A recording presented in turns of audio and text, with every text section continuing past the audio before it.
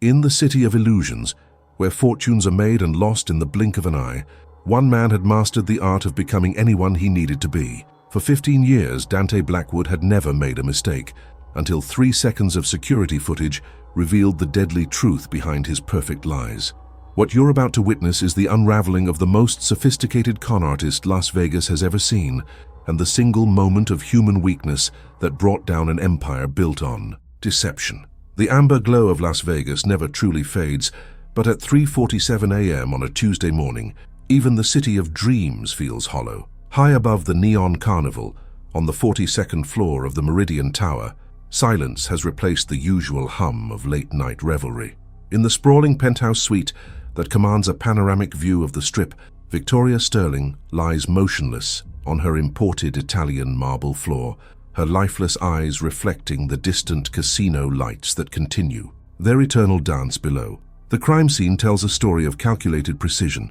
Scattered across her mahogany desk are documents bearing official seals, investment portfolios promising impossible returns, and bank statements showing the systematic transfer of $2.3 million over the past 6 weeks. Everything appears methodical, clinical, the work of a professional who leaves nothing to chance. Yet something about this perfection disturbs the veteran security guard who discovered the IB body during his routine rounds. Detective Marcus Rivera arrives as the first light of dawn begins to chase away the artificial illumination of the city. At 43, Rivera has seen enough crime scenes to recognize when something feels orchestrated. He moves through Sterling's penthouse with the measured steps of a man who trusts his instincts more than evidence. And right now, every instinct is screaming that this scene is too clean, too obvious. The victim's smartphone lies precisely centered on the coffee table, its screen still glowing with an incomplete call to the FBI field office. The call log shows it was placed at 11:23 p.m., 4 hours and 24 minutes before her body was found. Rivera studies the phone's position, noting how it seems deliberately placed for discovery, like a breadcrumb left by someone who wanted to be followed. The forensics team works around him with professional efficiency, but Rivera's attention is drawn to the subtle details that don't quite fit the narrative of a simple investment fraud gone wrong. The wine glass on the counter contains traces of sedative, but it's positioned at an angle that suggests it was placed there after the victim had already collapsed. The forged documents are scattered too randomly, as if someone had thrown them across the desk to create the appearance of chaos. As Rivera examines the financial records more closely, a pattern emerges that chills him to the bone. Each transaction was executed with surgical precision, targeting specific amounts that would maximize Sterling's trust while slowly draining her accounts. This wasn't the work of an opportunistic scammer. This was psychological warfare conducted by someone who understood human nature at its most fundamental level. The victim's personal assistant, Elena Vasquez, arrives at the scene with tears streaming down her face, but Rivera notices how she glances at specific items in the room as if checking to see if they're still there. When questioned about Sterling's recent activities, Elena mentions a series of meetings with an investment advisor named Jonathan Pierce, a man who seemed to know exactly what Sterling wanted to hear at exactly the right moment. But as Rivera continues his initial investigation, one detail begins to gnaw at him. Everything about this crime scene is designed to tell a specific story, but the phone call to the FBI suggests Sterling had discovered something that made her dangerous to her killer. The question that haunts Rivera as he watches the sun rise over the Las Vegas skyline is simple yet terrifying. What had Victoria Sterling uncovered that was worth killing for? The Meridian Tower's security office becomes Rivera's temporary command center as he begins to piece together the final weeks of Victoria Sterling's life. The building's state-of-the-art surveillance system has captured every visitor, every conversation, every seemingly innocent interaction that led to her death. But as Rivera reviews the footage, he realizes he's not just hunting a killer, he's tracking a phantom who exists only in the personas he creates. Jonathan Pierce first appears on camera 6 weeks before Sterling's murder, entering the building's lobby with the confident stride of a man who belongs everywhere he goes. Rivera studies the figure on screen, impeccably dressed in a tailored charcoal suit, carrying a leather briefcase. That speaks of old money and established success. Pierce's posture is perfect, his movements calculated, and when he speaks to the concierge, His voice carries the subtle authority of someone accustomed to being obeyed without question. But something extraordinary happens when Rivera compares this footage to Pierce's subsequent visits. The man who returns 3 days later is fundamentally different, not just in clothing or demeanor, but in his very essence. His shoulders are slightly more rounded, suggesting vulnerability. His smile carries a warmth that wasn't there before. Even his walk has changed, becoming more casual, more approachable. It's as if an entirely different person is wearing Jonathan Pierce's face. Elena Vasquez sits across from Rivera in the precinct's interview room, her hands trembling as she recalls her employer's growing unease. "Victoria was brilliant," Elena says, her voice barely above a whisper. "She built a tech empire by reading people, by understanding what made them tick. But Pierce, he read her better than she read herself." Through Elena's testimony, a disturbing picture emerges of Pierce's methodology. He didn't just present investment opportunities, he crafted experiences tailored to Sterling's deepest psychological needs. When Sterling mentioned her regret about not having children, Pierce shared a carefully constructed story about his own childless marriage. When she expressed frustration with her company's board of directors, he offered insights that seemed to come from someone who had faced identical challenges. "It was like he had studied her for years," Elena continues, tears streaming down her face. "He knew exactly when to be sympathetic, when to be challenging, when to be the mentor she never had. Every conversation left Victoria feeling understood in a way she'd never experienced before." Rivera returns to the security footage with Elena's words echoing in his mind as he watches Pierce's interactions with Sterling. He begins to notice the subtle psychological manipulation at work. Pierce's body language mirrors Sterling's with uncanny precision. When she leans forward with interest, he leans back slightly, creating a sense of scarcity that makes her pursue his attention.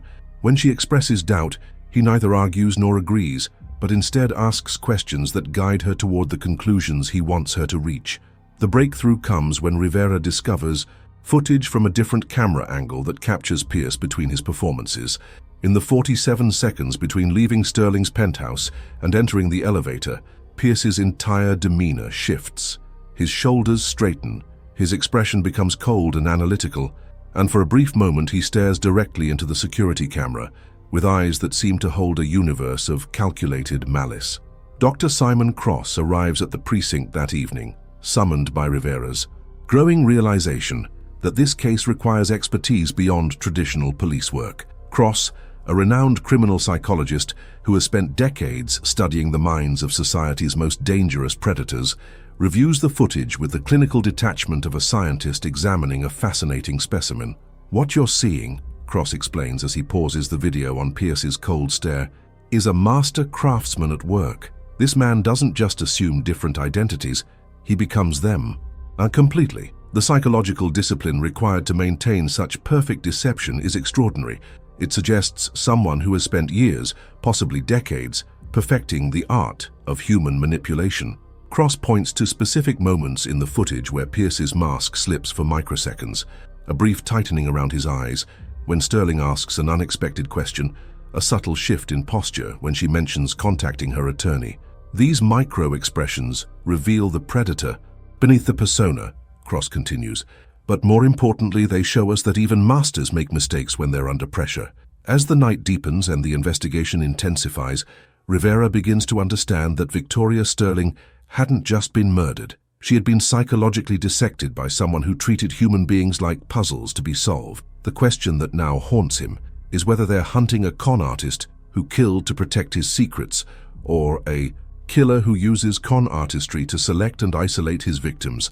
But hidden in the thousands of hours of security footage lies a secret that will change everything Rivera thinks he knows about this case. Somewhere in those digital archives is a moment when Jonathan Pierce's perfect mask didn't just slip, it shattered completely, revealing the true face of the monster they're hunting.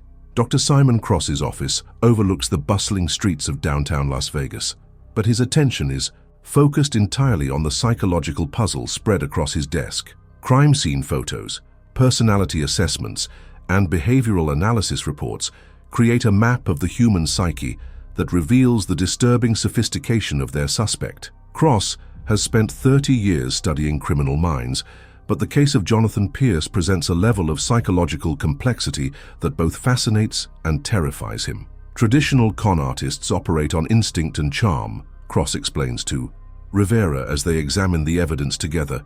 They're opportunists who exploit weaknesses they stumble upon, but Pierce is something entirely different. He's a psychological architect who doesn't just find weaknesses, he creates them. Cross points to Sterling's psychological profile, compiled from interviews with friends, colleagues, and business associates. The victim emerges as a brilliant but emotionally isolated woman who had built walls around her heart to protect herself from vulnerability. Pierce hadn't tried to break down those walls. Instead, he had studied their construction until he found the exact pressure points that would make Sterling open the gates herself. Look at the timeline, Cross continues, his voice taking on the tone of a professor delivering a lecture on human nature's darkest aspects. Pierce spent 3 weeks just observing Sterling's routines, her preferences, her unconscious behavioral patterns. He didn't approach her until he had constructed a complete psychological blueprint of who she was and, more importantly, who she desperately wanted to become. Rivera studies the behavioral analysis, feeling a chill as he recognizes the predatory patience it reveals. Pierce had catalogued Sterling's favorite restaurants, her preferred walking route, even the specific times when she seemed most open to conversation. He had mapped her emotional landscape with the precision of a military strategist planning an invasion.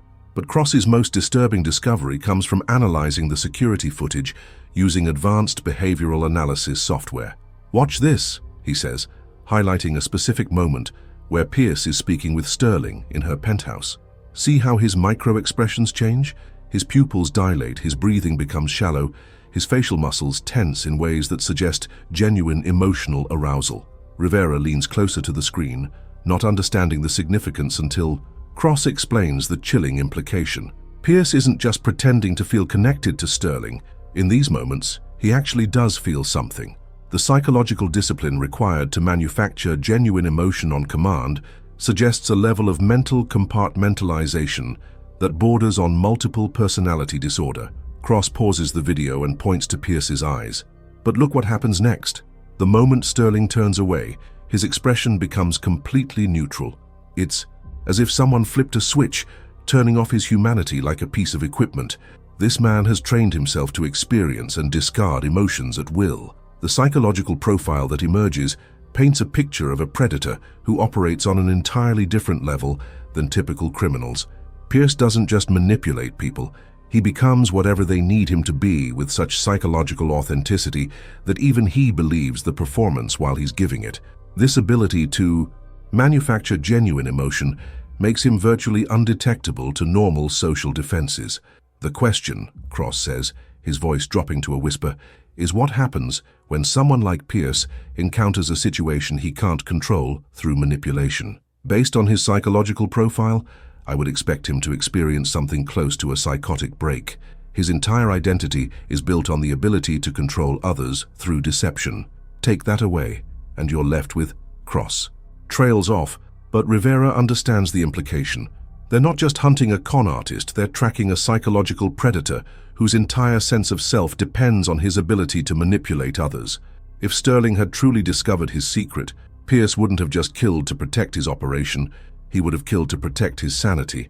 But as Cross continues his analysis, he discovers something in the security footage that changes everything. Hidden in the thousands of hours of surveillance video is a moment lasting exactly 3 seconds where Pierce's psychological armor cracks completely. Cross replays the footage frame by frame, his excitement growing as he realizes what they've found. "This is it," Cross says, his voice barely containing his professional excitement. This is the moment when Pierce's perfect control breaks down. For 3 seconds, his mask doesn't just slip, it disappears entirely, and we see who he really is underneath all the carefully constructed personas. Rivera stares at the frozen image on the screen, seeing Pierce's face contorted in an expression of pure, unfiltered rage, not the calculated anger of a cornered criminal, but the primal fury of a predator whose territory has been invaded. In that moment, Jonathan Pierce ceases to exist, and something far more dangerous is revealed in his place. The psychological profile is complete, but Cross realizes they've only scratched the surface of the darkness. They're pursuing. Somewhere in Las Vegas, a master manipulator is planning his next move. and the 3 seconds of truth they've uncovered may be the only weapon they have against a mind that treats human beings as nothing more than sophisticated toys to be played with and discarded. The forensics lab at the Las Vegas Metropolitan Police Department hums with activity as Rivera and Cross analyze the crucial security footage that could unravel 15 years of perfect deception. The IC timestamp reads 10:47 p.m. on the night of Sterling's murder, captured by a hallway camera that Pierce had clearly forgotten existed. For exactly 3 seconds, the mask slips and everything changes. Rivera watches the sequence unfold, frame by frame. Pierce emerges from Sterling's penthouse, his Jonathan Pierce persona still intact, shoulders relaxed, expression thoughtfully concerned, every gesture suggesting a man who has just completed a successful business meeting. But as he walks toward the elevator, something shifts in his body language. His pace quickens almost imperceptibly, his jaw tightens, and his hands begin to clench and unclench at his sides. Then it happens. At 10:47:23, Pierce stops walking. For exactly 3 seconds, his carefully constructed facade crumbles completely. His face contorts with an expression of pure, unfiltered rage. His posture straightens to an almost military bearing. Most tellingly, his eyes, which had been soft and compassionate, as Jonathan Pierce, become cold, calculating, predatory. In that moment, he stares directly into the security camera as if he can see through it to the very soul of anyone who might be watching. "Run the facial recognition software," Rivera instructs the technician, his heart pounding as he realizes they're about to unmask a phantom who has remained invisible for over a decade.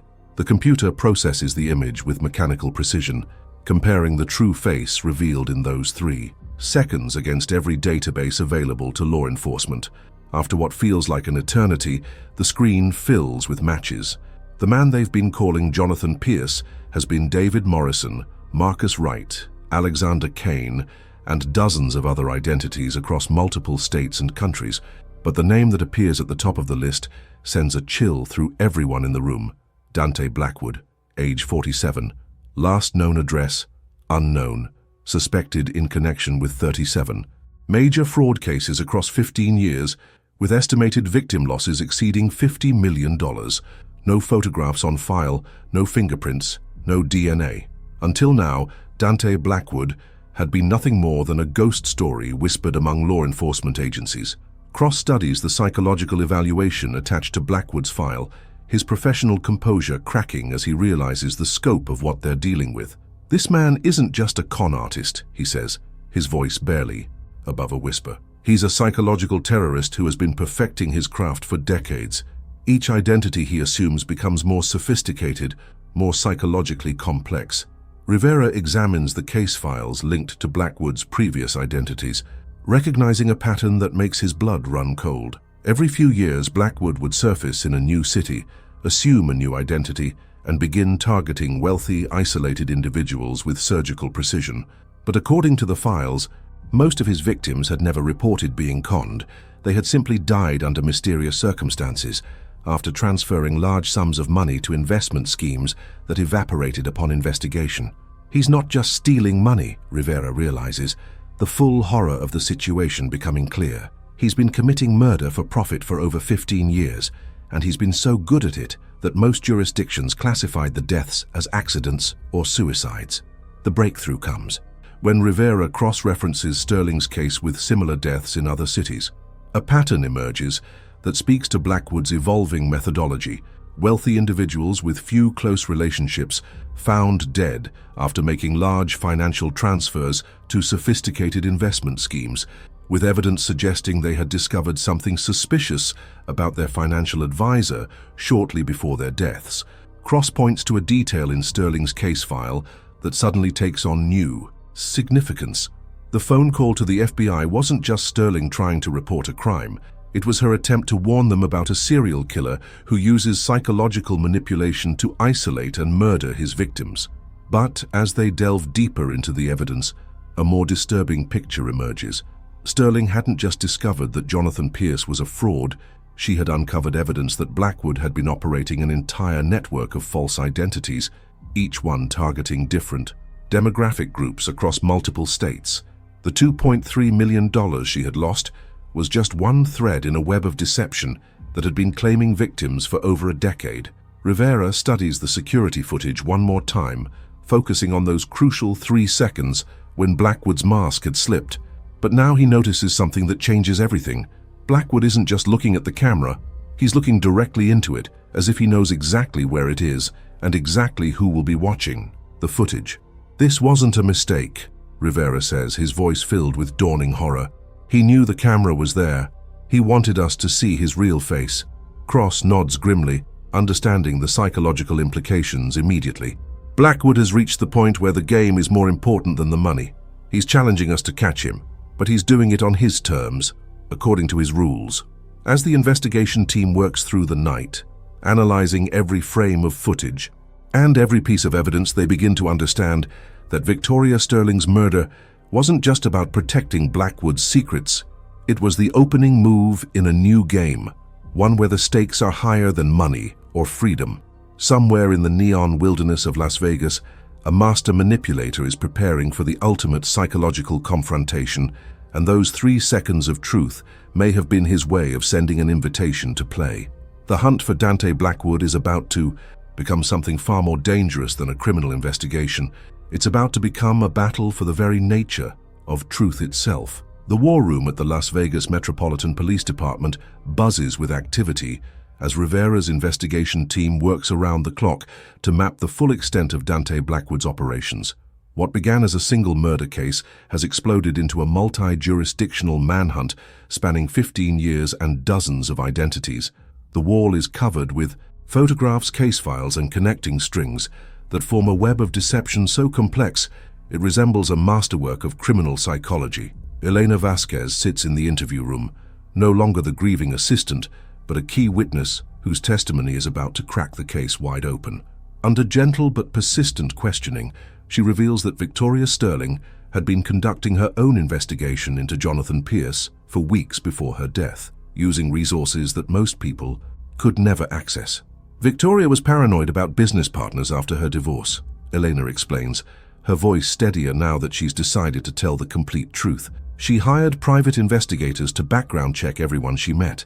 When Pierce's history came back completely clean, too clean, she knew something was wrong. Rivera learns that Sterling had discovered discrepancies in Pierce's background that would have been invisible to casual investigation. University records that existed in the system but showed no actual attendance. Previous employers who confirmed his work history but had no colleagues who remembered working with him. It was as if Jonathan Pierce had been carefully constructed rather than naturally developed. But Sterling's most damning discovery came when she used her tech industry connections to trace Pierce's digital footprint. She found fragments, Elena continues, pieces of other identities that shared the same patterns, similar investment strategies, identical personality quirks, even the same unusual phrases repeated across different names in different cities. Cross reviews Sterling's private investigation files, marveling at the systematic way she had approached unmasking Blackwood. She wasn't just exposing a con artist, he realizes. She was documenting the evolution of a predator. Look at these patterns. Blackwood's personas have become more sophisticated over time, more psychologically complex. He's been using each identity to perfect his techniques for the next one.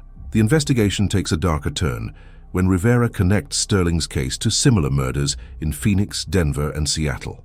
In each city, wealthy individuals had died under mysterious circumstances after extensive contact with investment advisors who disappeared immediately after their deaths. The advisors all shared certain characteristics: exceptional charisma, uncanny ability to understand their clients, psychological needs, and a talent for creating investment opportunities that seemed too good to be true until they weren't. But the most chilling discovery comes when the team analyzes Blackwood's victim selection criteria. He doesn't choose targets randomly. He specifically seeks out individuals who are successful but emotionally isolated, people whose deaths would generate minimal investigation due to their lack of close personal relationships.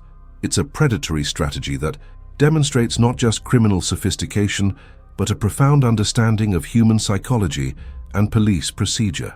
Dr. Cross makes a breakthrough when he analyzes the psychological profiles of all suspected victims.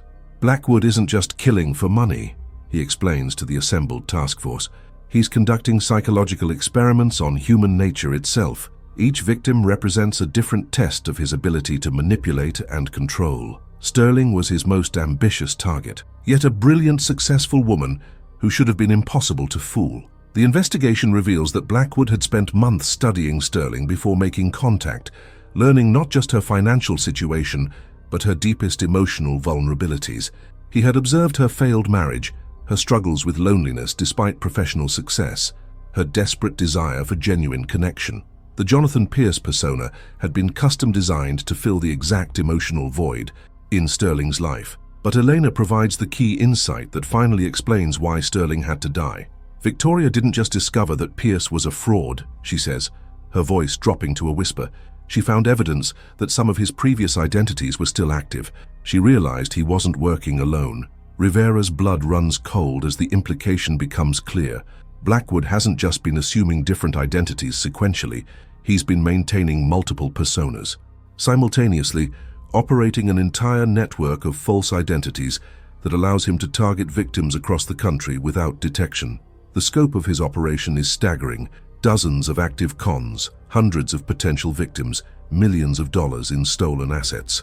The team discovers that Blackwood has been using sophisticated technology to maintain his network of identities. Deep fake software allows him to conduct video calls as different personas without being physically present. Advanced voice modulation equipment enables him to alter his vocal patterns for phone conversations. He's essentially created a psychological factory for manufacturing trust and exploiting human vulnerability. But Sterling had uncovered something even more disturbing. Evidence that several prominent Las Vegas business people had unknowingly become part of Blackwood's network, providing legitimacy and resources for his operations without realizing they were being manipulated. The web of deception extends far beyond individual cons into the very fabric of the city's business community. As Rivera studies the evidence, he realizes that Sterling's murder wasn't just about protecting Blackwood's secrets. It was about protecting the powerful people who had become unwitting accomplices in his schemes. The stakes are higher than anyone imagined, involving not just criminal justice but political and economic interests that reach into the highest levels of Nevada society. Cross makes the final terrifying connection as he reviews the psychological evidence. Blackwood has reached the end of his evolution as a con artist, he explains. The game has become more important than the profit. He's no longer content with just stealing money. He wants to prove that he can manipulate and control anyone, including law enforcement. The 3 seconds of security footage suddenly take on new meaning. Blackwood didn't slip up by accident. He deliberately revealed himself because he's ready for the next phase of his psychological game. Somewhere in Las Vegas, a master manipulator is preparing for his ultimate challenge, and every move the investigation team makes is exactly what he wants them to do. The abandoned warehouse on the outskirts of Las Vegas stands like a monument to forgotten dreams, its corrugated metal walls reflecting the harsh desert sun as Rivera's tactical team surrounds the building. Inside, they expect to find Dante Blackwood, the master manipulator who has eluded capture for 15 years. But as Rivera approaches the entrance, Dr. Cross's warning echoes in his mind. Remember, everything Blackwood does serves a purpose. Even his capture will be part of his plan. The warehouse interior reveals the sophisticated nerve center of Blackwood's operations. Multiple computer screens display active conversations with potential victims across the country. Professional lighting equipment and green screen technology suggest a studio setup for creating convincing video calls as different personas. Psychological profiles of hundreds of potential targets line the walls like hunting trophies, each one annotated with detailed notes about emotional vulnerabilities and manipulation strategies. But it's the central workspace that stops Rivera cold. Spread across a massive table is a detailed dossier on the investigation team itself, photographs of Rivera, Cross, Elena, even junior officers who worked the case. Blackwood has been studying his hunters with the same meticulous attention he gave his victims, turning the investigation into just another psychological experiment. Dante Blackwood sits calmly at the center of this operation, looking nothing like the sophisticated Jonathan Pierce or any of his other personas. In his true form, he appears almost ordinary, average height, unremarkable features, forgettable in every way, except for his eyes, which hold the cold intelligence of a predator who has never encountered a challenge he couldn't master. "Detective Rivera," Blackwood says, his voice carrying no trace of the accents or inflections that characterized his various identities. "You're exactly 3 minutes later than I calculated. I'm impressed. Most people are more predictable than that." Rivera keeps his weapon trained on Blackwood while the tactical team secures the warehouse, but he can't shake the feeling that they're walking into a trap disguised as a victory. "Dante Blackwood, you're under arrest for the murder of Victoria Sterling and conspiracy to commit fraud across multiple jurisdictions." Blackwood laughs, a sound devoid of warmth or humor. "Murder? Detective, you misunderstand the nature of my work entirely. Victoria Sterling's death was simply the inevitable conclusion of a psychological experiment that began the moment she decided to investigate Jonathan Pierce. She chose her own ending. Cross steps forward, his professional fascination with Blackwood's psychology overcoming his caution. "The 3 seconds of security footage. You wanted us to find you, didn't you? This entire investigation has been orchestrated by you from the beginning." "Finally," Blackwood replies, genuine pleasure flickering across his features. "Someone who appreciates the artistry involved. Yes, Dr. Cross, everything you've discovered was meant to be discovered. Victoria's murder, the security footage, even Elena's cooperation, all carefully choreographed elements in the most ambitious psychological experiment ever conducted." Elena Vasquez emerges from the shadows at the back of the warehouse, her expression no longer that of a grieving assistant, but of a willing collaborator. Rivera's heart sinks as he realizes the scope of Blackwood's final deception. Elena hadn't been helping Sterling investigate Pierce. She had been feeding information about Sterling's discoveries directly to Blackwood, allowing him to stay one step ahead of his victim's suspicions. "Elena was never Victoria's assistant," Blackwood explains, with the pride of a master craftsman revealing his techniques. "She was my student, learning the art of psychological manipulation by observing and reporting on Sterling's behavior patterns.